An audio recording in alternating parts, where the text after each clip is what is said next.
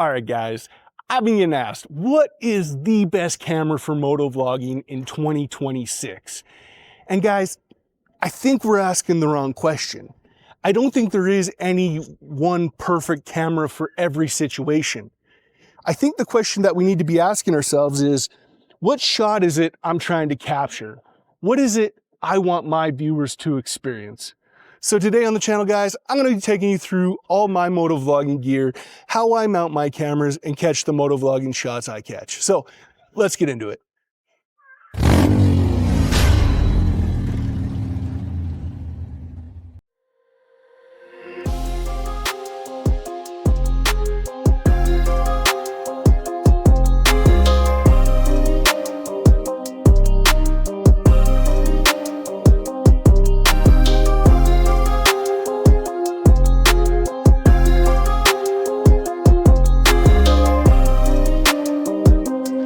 Alright, so the first camera I bought, guys, for motovlogging was the DJI Action 5 Pro.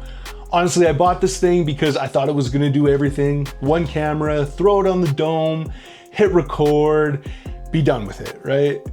You know, you watch other motovloggers, they've always got the chin mount, and seemingly that's the only camera they use. But I pretty quickly realized that there isn't one camera that's going to do it all. Every camera's got something they're really good at, and when it comes to helmet POV, this thing is an absolute weapon. All right, let me show you. This is probably the most popular shot in all of motovlogging history. If you have ever seen a motorcycle video on YouTube, I assure you, you have seen this perspective. And for good reason. It puts the viewer right there with you.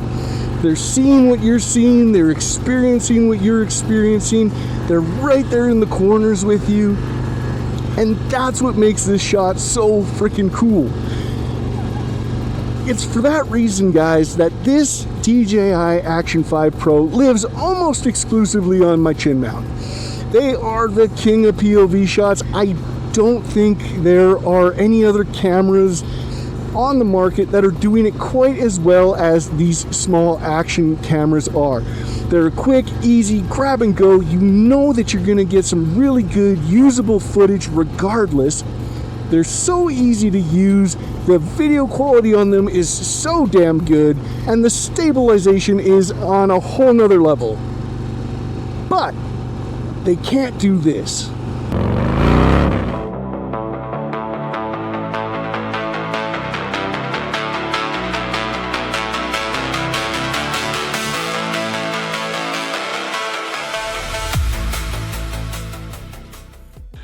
All right, guys, so that is the Insta360 X5. Man, am I ever pumped on this little guy.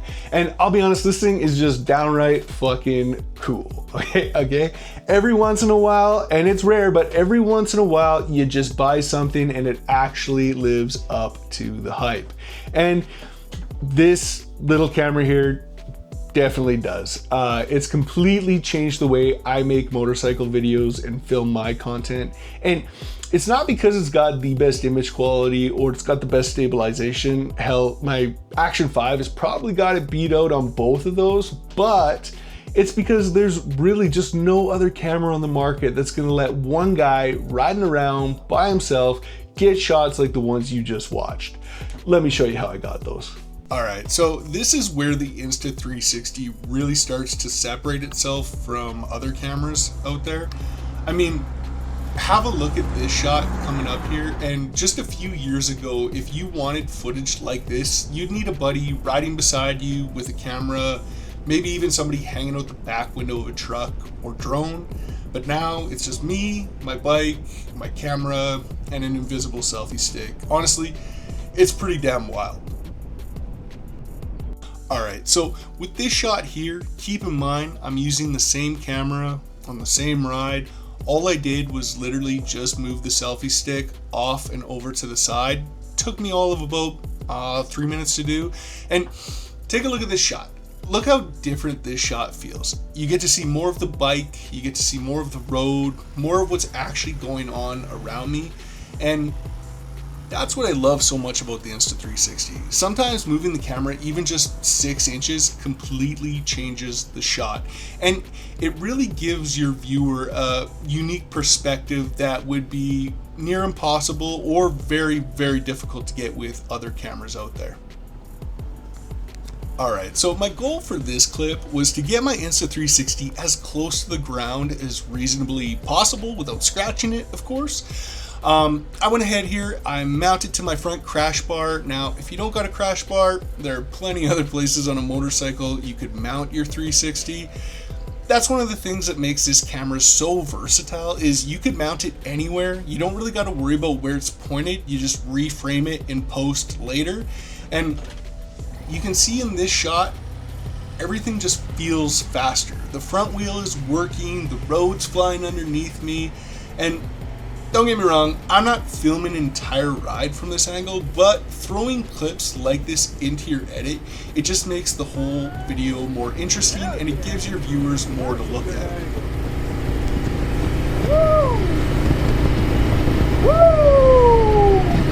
Alright, so you're probably wondering why I ended up buying an Insta360. Because honestly, I was already pretty heavily invested in the DJI ecosystem. I had the Action 5, which I'm filming on right now. I got the gimbal, the Neo, the Mic 2.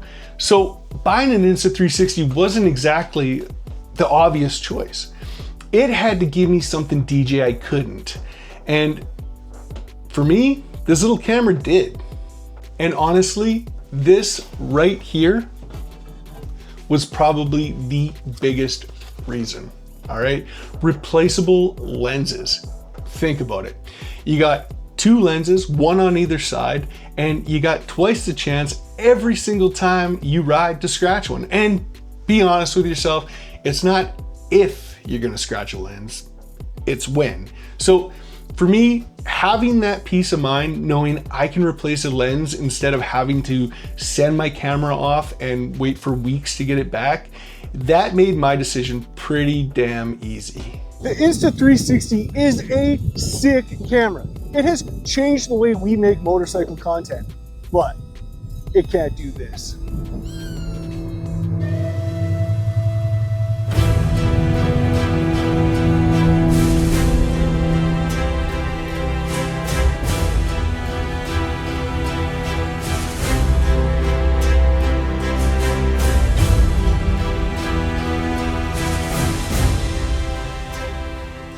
And it's shots like that, guys, that are just impossible to get with any other camera.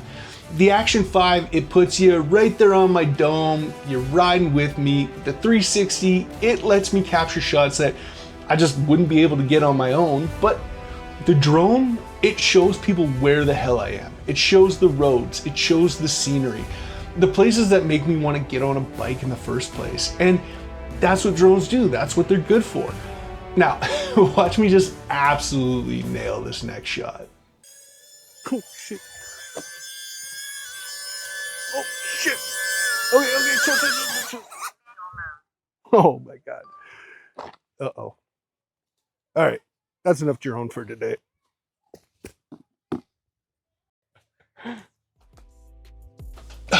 You know what I like about these? They don't fly into bushes. But no, seriously guys, these glasses are sick. And honestly, I don't even really think about them. I just throw them on at the start of a ride or when I'm just doing the random bullshit in between. It captures the gas station stops, swinging by the bar, bullshitting with friends, and just random stuff that happens throughout my day. Or it captures me making an idiot of myself and flying my drone into the bush. But those end up just being some of the best clips, the funniest clips, and I really enjoy having these Ray-Bans. All right, what is the best camera for motovlogging? Honestly, I still don't think there is one. Every one of the cameras I've shown you here today, guys, has a job to do, and they do that job really well. The Action 5, king of POV in my opinion. The Insta360, it lets you tell a story from angles that just weren't possible even a few years ago. The drone, it shows people where it all went down, and the meta glasses capture all those little in-between moments where you just wouldn't otherwise have a camera out. So the best camera isn't the one with the biggest sensor or the highest resolution. It's the one that you're gonna use to tell the story you're trying to tell. So guys, if you enjoyed this video, I'd really appreciate if you hit that like button. If you're into motorcycles, road trips, Harley content, or just figuring stuff out with me along the way, hit subscribe guys. As always, stay death proof. I'll catch you on the next one.